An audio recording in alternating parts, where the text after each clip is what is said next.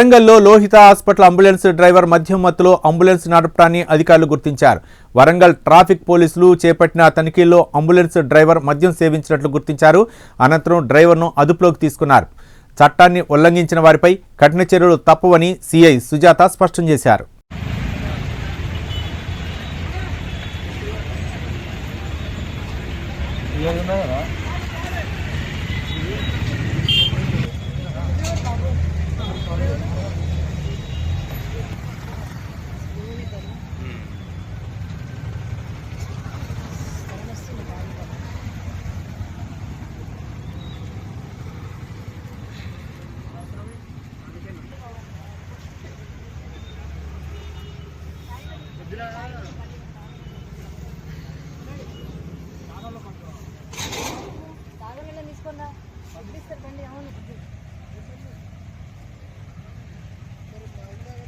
puri